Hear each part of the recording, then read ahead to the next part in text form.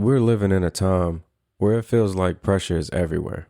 Costs are going up, responsibilities are growing, the world feels heavy. And even if you try to ignore it, you still feel it because it doesn't just stay out there, it follows you into your thoughts, into your emotions, into your day. And for me, these are moments where all of that hits at once. I'm talking about right before I walk into a meeting for work or take a call, right before I have to show up and perform. I'm not saying that's only when these things happen, but that's what I want to talk about today. Welcome to the Scarred Sons podcast, where we dive into scars of life and the outcomes they shape. This podcast is a space for honest conversations about my journey, the lessons learned, the struggles endured, and the growth that followed, geared towards helping other sons with scars. We'll explore topics like personal development, mental and spiritual health, and the path to becoming the best version of yourself. Let's navigate these challenges together, one story at a time. Let's dive in. The views expressed on this podcast are based on my personal experiences and insights. I am not a licensed therapist, counselor, or medical professional, and the content shared is not intended as a substitute for professional advice or guidance. Please consult a qualified professional for advice tailored to your specific needs. I am not responsible for any decisions or outcomes resulting from the use of this content. What's up to all my Scar Sons out there? I'm your host, Ty. Before we dive in, I want you to know this is a safe space. I'm not here as someone who has it all figured out, just a man willing to speak his truth. And if you carry scars, welcome home. There are moments where I have the following thoughts. Will this pressure ever ease up? Everything is a lot right now. I don't even have time to breathe. And in those moments, I know I could break down. And there have been times I have. Sitting in my truck, crying, just trying to release it. And then wiping my eyes, trying to clear the redness so I can get back to work and look normal again. Talk to my coworkers, talking to customers, like nothing ever happened. Because I have a job to do. There's another part of this I've been sitting with. I'm just tired. And not because of work, not just because of my schedule, but because of everything, all of it together. The pressure of life right now, the weight of responsibilities, trying to stay afloat while still trying to grow. And then on top of that, being a scarred son, carrying things from the past while trying to show up in the present, trying to heal while life is still moving. And if I take it a step further, in most cases, I feel like my time isn't respected, even when I'm the one in control of it. So many things find their way onto my calendar, and truthfully, I'm too nice sometimes, maybe more than sometimes.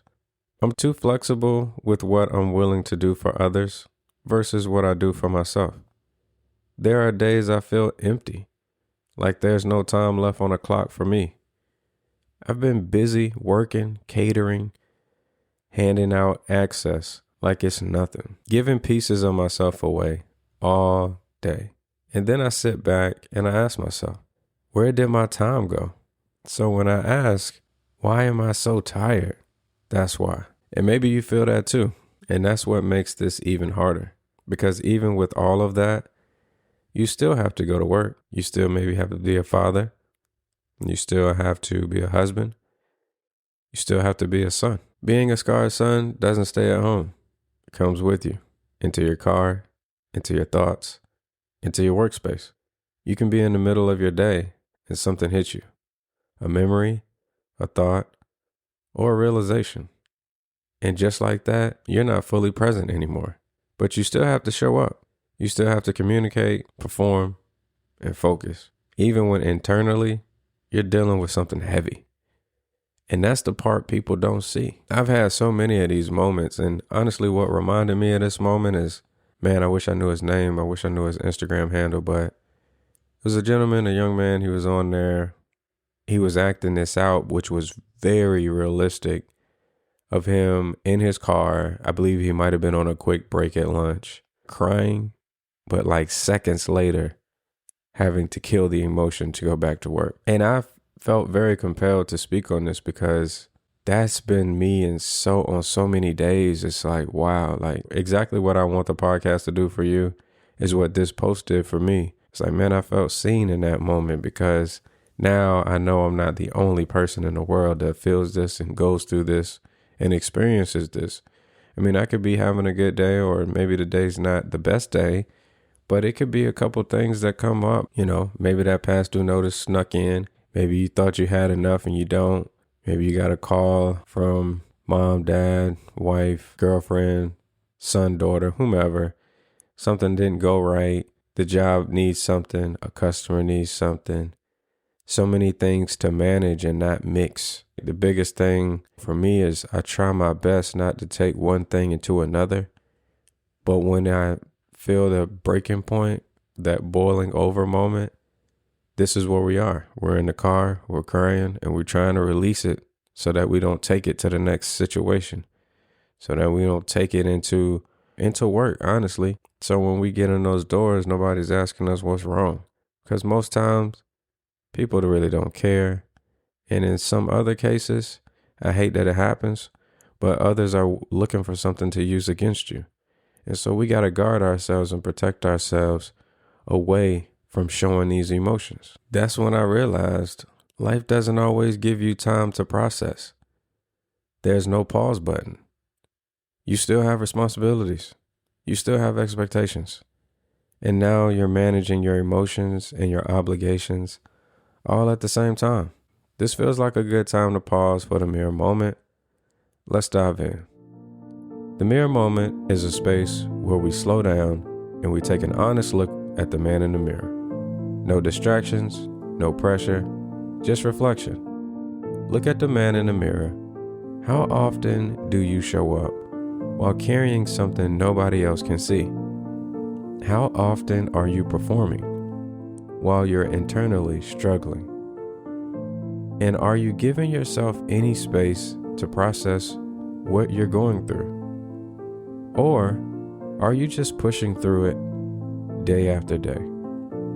Are you allowing yourself to feel it?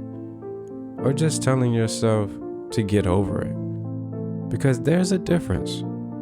And maybe what you need isn't more pressure, but a moment to breathe. Thank you for listening to this week's Mirror Moment. Let's get back to the episode. I like to give scriptures now, man, because it's been a huge guide for me. And so I felt like this scripture fits this moment, fits this podcast pretty well. So it's Philippians chapter 4, verse 13 in the New Living Testament. I can do everything through Christ who gives me strength. Very simple and straight to the point. If we allow ourselves to pass some of these things on to God, if we allow ourselves to connect with him, if this is your belief, then now may be the time to do so. Because he has strengthened me in many occasions and many times that I've passed things his way. When I sit back and really think about it, there's been so many times in my life where I didn't think I was going to make it through something. I mean, going all the way back to school, tests, exams, finals, and just sitting there thinking like, man, am I going to pass this? And am I going to get held back if I don't pass? And what are people going to say? And somehow I made it through. I know we just read Philippians 4:13, and here's another example of that. I even think about my first job, making $6.25 at Food Line. I started as a cart boy. Yeah, you're running carts, but you're kind of a janitor too. And then cashier to produce to meat department and so on and so forth. None of that really matters. What I'm getting at is I had to keep showing up to get that job. No one called me. I applied and no one called me back. So I started going up to the store and just talking to the managers. I'd put my suit on. I look professional. And I go up there and ask for an opportunity. And they continuously told me no. I don't know if it was my suit. I don't know if it was what I was saying. I don't know what it was, but I knew they needed me because when I'm in the store, you can hear them calling for help and calling for this and calling for that. It's like, man, I don't understand why they don't give me a shot. But they still didn't. I had to keep going up there. And finally, on one day I went up there, they took me serious, and I ultimately ended up getting the job. Not on the spot still, but they did call me back. And then after college, 2009, me and my brother Mike, we went through it.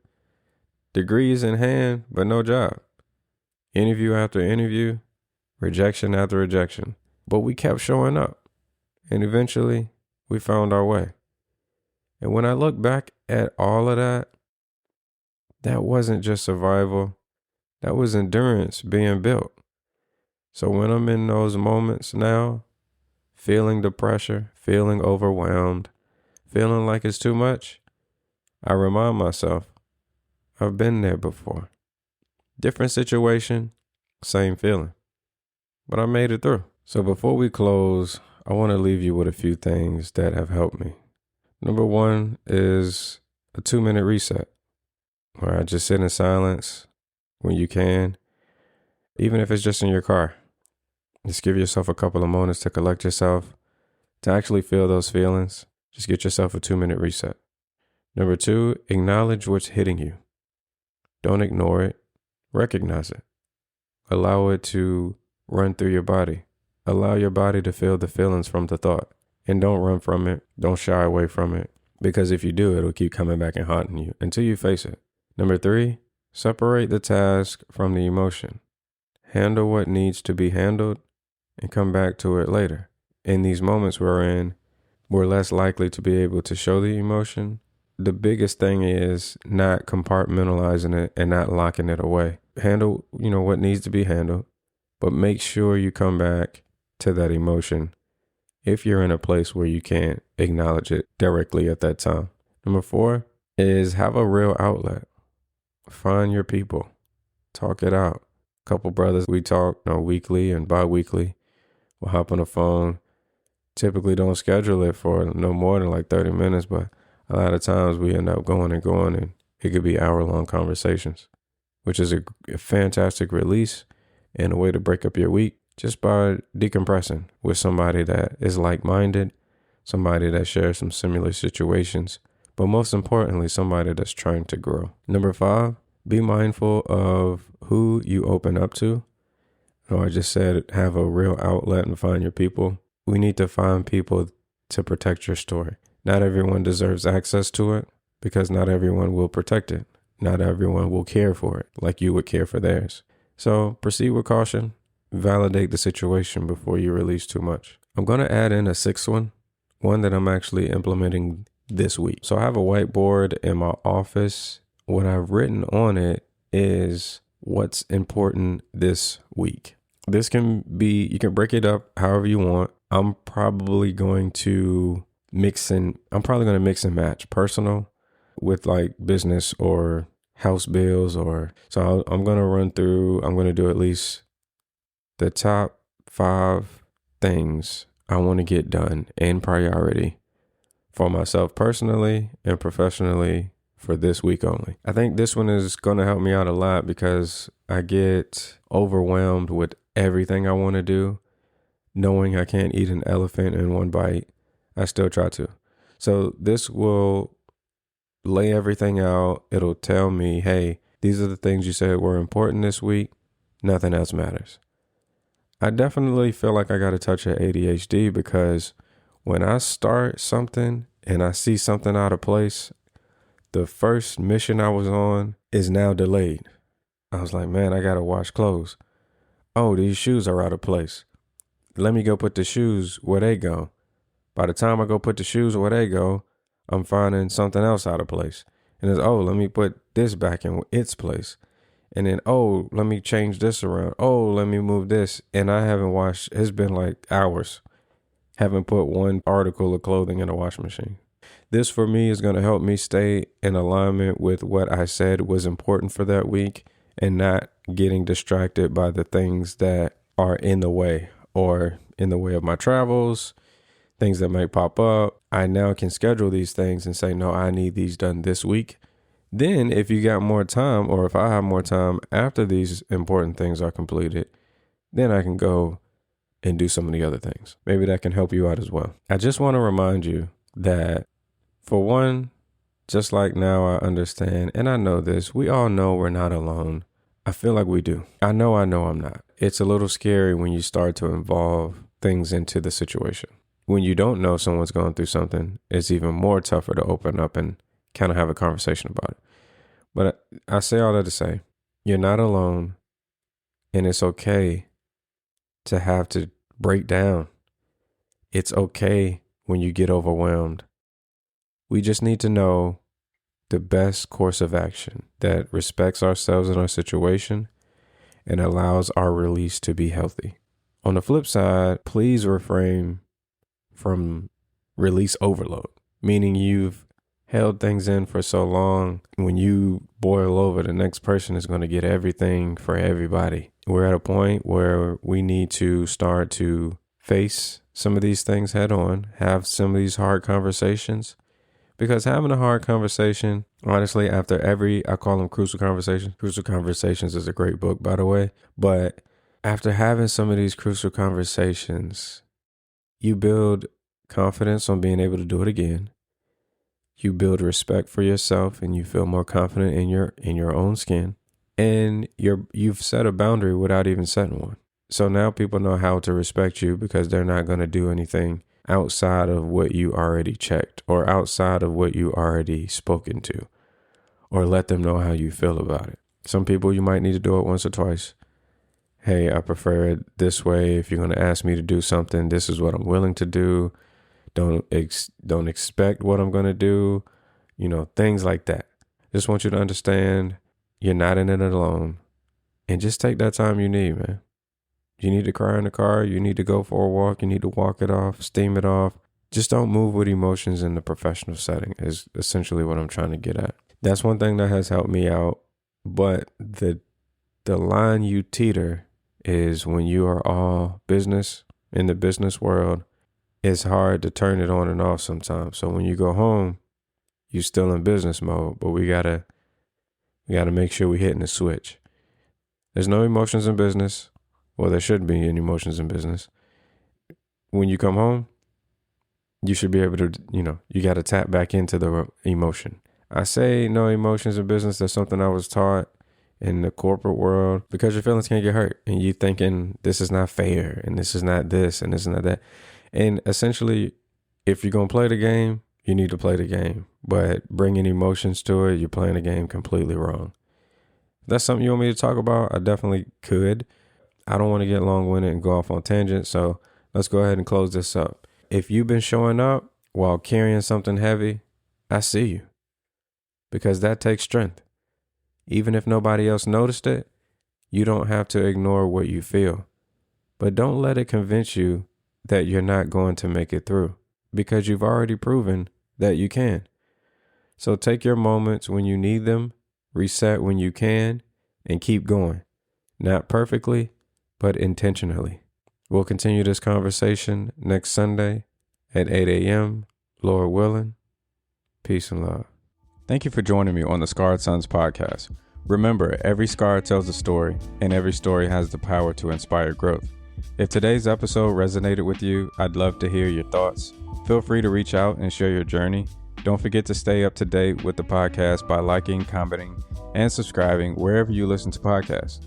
You can also follow us on Instagram at scarred.sons for more content and updates. Until next time, keep moving forward, keep healing, and remember, scars don't define you, they shape you. Stay strong, and I'll see you in the next episode. Peace.